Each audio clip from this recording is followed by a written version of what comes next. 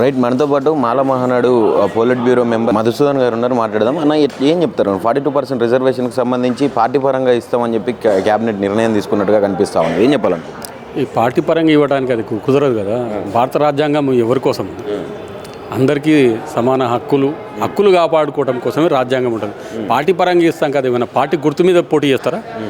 MLA ఇప్పుడు మన MLA elections కాదు కదా, స్థానిక సంస్థల ఎలక్షన్లు అంటే వార్డు మెంబర్లు కానీ, కౌన్సిలర్లు కానీ, కార్పొరేటర్లు కానీ, సర్పంచ్లు కానీ అవన్నీ పార్టీ గుర్తు మీద ఉండవు. అవి పార్టీ గుర్తు మీద ఉండవు కాబట్టి మీరు ఇచ్చినట్టు ఎట్లా అవుతుంది? మీరు ఎవరికి ఇస్తున్నట్టు? అంటే దీని వెనక మర్మం ఏంది అంటే, ఒడ్డెక్కి ఓడలింగాన ఒడ్డు దాటినాక బోడలింగాన అనేది ఈ రేవంత్ రెడ్డి సర్కార్కి ఇది అలవాటైన విషయమే. ఇది మార్చుకోవాలి, పద్ధతి మార్చుకోవాలి. క్యాబినెట్లో నిర్ణయం తీసుకున్నామని అంటున్నారు. క్యాబినెట్ అసలు ఎవరిని అడిగి క్యాబినెట్ పెట్టుకున్నారు? దేనికోసం?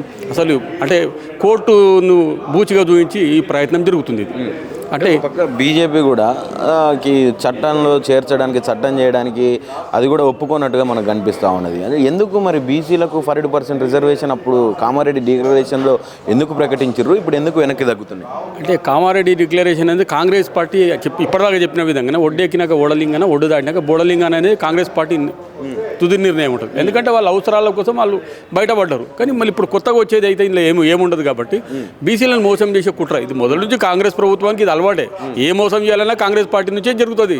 కాంగ్రెస్ పార్టీ ఈరోజు కాంగ్రెస్ పార్టీలో ఉన్న బీసీలు వాళ్ళు ఏం మాట్లాడుతూ ఉన్నారు అంటే, బీసీలకు పెద్దపీట వేసే దిశగా మన రేవంత్ అన్న ప్రభుత్వం నడుస్తుందని చెప్పి మళ్ళీ ముఖ్యమంత్రి పదవి ఇవ్వచ్చు కదా. అంతకంటే పెద్ద పదవి అయితే ఏది ఉండదు కదా. బీసీలకు ముఖ్యమంత్రి చేశారు కదా, మొత్తం గాంధీ భవన్లో పాలాభిషేకాలు చేశారు రేవంత్ అన్న. చేస్తారు. అది ఇప్పుడు అగ్రవర్ణాలు పాలించినప్పుడు, పాలకులు అగ్రవర్ణాలు అయినప్పుడు కింద వాళ్ళు ఎవరు పనిచేయరు. సైనికులు బీసీలే ఉంటారు, బీసీలు ఎస్సీ ఎస్టీలు ఉంటారు. సైనికులు ఎంతమంది ఉన్నా కానీ సైనికులు అంతా డివైడ్ అండ్ పాలసీలో ఉంటారు. ఒరిజినల్గా ఉన్న వాళ్ళు ఎవరు? అగ్రవర్ణాలు ఉన్న వాళ్ళు పైన ఉంటారు. ఆ పైన ఉన్న వాళ్ళే ముఖ్యమంత్రులు, మంత్రులు ఉంటారు. మరి అంతమంది మంత్రులలో బీసీలు మంత్రులు ఉండొచ్చు కదా. బీసీ మంత్రులు ఇష్టపోతారు అంటున్నావా? బీసీలు ఈ క్యాబినెట్ నిర్ణయం ద్వారా 100% బీసీలకు అన్యాయం జరిగే అవకాశం ఉంది. దీనివల్ల బీసీలు తిరగబడే రోజులు కూడా దగ్గరకు వస్తాయి ఖచ్చితంగా. మీ దాంట్లోనే కొంతమంది బీసీ నాయకులు, కొంతమంది ఇప్పుడు పార్టీ పంచన చేరినట్టుగా మనకు కనిపిస్తూ ఉన్నది. అంటే రేవంత్ రెడ్డి గారు ఏ ఆదేశం ఇచ్చినా, ఏ జీవో తెచ్చినా కూడా దానికి స్వాగతం పలుకుతున్నటువంటి నాయకులు కనిపిస్తూ ఉన్నారు. వాళ్ళకేం చెప్తారు? ఇక వాళ్ళ వ్యక్తిగతం అది చేసుకున్నా కానీ జాతికి మాత్రం ద్రోహం చేసినట్టు అయింది. ఆ జాతికి ద్రోహం చేయడం వల్ల రేపు సబ్బండ జాతులకు రేపు మీరు ఇచ్చే మెసేజ్ ఏంది? మీ అవసరాల కోసం, మీ స్వలాభం కోసం, మీ రాజకీయాల కోసం నిజమైన మీరు బీసీలు ఉండొచ్చు, కాదని ఎవరు అంటలేరు. మీరు బీసీలు అంటలేరు, బీసీలు కదా మీరు. ఇప్పుడు మనం అనుకున్న రేవంత్ రెడ్డి ఇచ్చిన నిర్ణయంకు ఇది వ్యతిరేకించండి, అప్పుడు అందరు బీసీలు అనుకుంటారు కదా. మరి దీన్ని ఎందుకు వ్యతిరేకిస్తలేరు? అంటే మీ స్వార్థం కోసం. అయితే ఇక మనకి ఏ ఆప్షన్ లేదు, ఇట్లనే న్యాయం జరిగేటట్టుగా కనిపిస్తూ ఉన్నది బీసీలకు అని చెప్తా ఉన్నారు కొంతమంది. ఇప్పుడు దీని ద్వారా సామాజిక న్యాయం అయితే జరగదు. సామాజిక న్యాయం జరగాలంటే 42% రిజర్వేషన్ ఇవ్వాలి. అది చట్టసభలలో ఆమోదం జరిగిన తర్వాతనే అది తుది నిర్ణయం కావాలి. కానీ ఇలాంటి ప్రయత్నాలు చేస్తే కాంగ్రెస్ పార్టీ మనుగడ కష్టమవుతుంది. ఇంతకుముందు కాంగ్రెస్ పార్టీ 10 సంవత్సరాలు లేకుండా పోయింది. ఇక ఇప్పుడు కూడా ఇట్లా చేస్తే మొత్తం స్థానిక సంస్థలలో లేనప్పుడు ఇక వచ్చేసారి ఎట్లా గెలుస్తారనుకుంటారు? ఎంపీటీసీ అధ్యక్ష పదవిని మహేష్ కుమార్ గౌడ్కు కట్టబెట్టింది ఒక బీసీ బిడ్డకు. అంటే బీసీలకు ద్రోహం చేస్తుందా కాంగ్రెస్? మహేష్ కుమార్ గౌడ్ గారికి చెప్తున్నాము. మహేష్ కుమార్ గౌడ్ గారికి పీసీసీ అధ్యక్ష పదవి ఇచ్చారు, మంచిదే. మహేష్ కుమార్ గౌడ్ గారు ఇదే 119 అసెంబ్లీ సెగ్మెంట్లల్లో తుది నిర్ణయం తీసుకునే అధికారం అతనికి ఉంటుందా? ఇప్పుడు సర్పంచ్ ఎలక్షన్లలో ఆయన చెప్పిన వ్యక్తులకే టికెట్లు ఇస్తారా? సర్పంచ్ కానీ, వార్డు మెంబర్లు కానీ, కార్పొరేటర్లు కానీ, ఏదైనా కానీ ఇచ్చే అధికారం లేదు. ఎందుకంటే పూర్తిగా అది ఎవరి ఆజమాయిషులు ఉండాలో వాళ్ళ ఆజమాయిషులు ఉంటుంది. కానీ బీసీలకు ఆజమాయిషులు, ఎస్సీ ఎస్టీ ఆజమాయిషులా ఉండదు. ఇది మాత్రం చెప్పాలనుకుంటున్నారు. ఈ క్యాబినెట్ నిర్ణయం ద్వారా బీసీ సమాజానికి ఏం చెప్పాలనుకుంటున్నారు?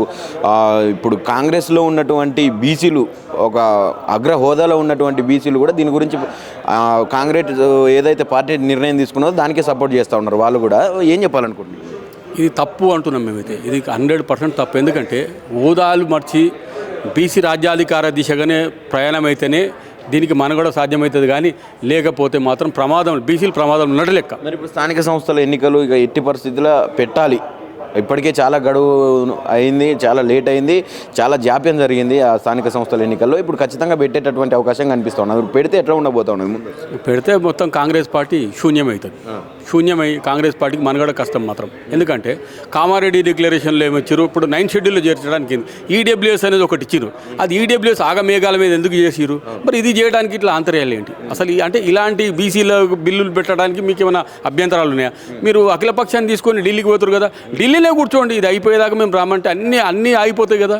ఎందుకంటే ఇవి చేయడానికి కదా ఇప్పుడు బీసీల కోసం ఎంత చేయాలనో అంత చేసినా, నేను ఢిల్లీకి పోయినా ధర్నా చేసినా అంటున్నారు రేవంత్ రెడ్డి. అన్నీ చెప్తారు, మరి ఎందుకు అయితే లేదు? అందరు మనోళ్ళే కదా, మళ్ళీ ఎందుకు అయితే లేదు? చేస్తుండే అసలు మీకు తెలిసిన చేస్తలేడు. చేస్తే ఇది అయిపోవాలి కదా, చేస్తే అయిపోవాలి కదా.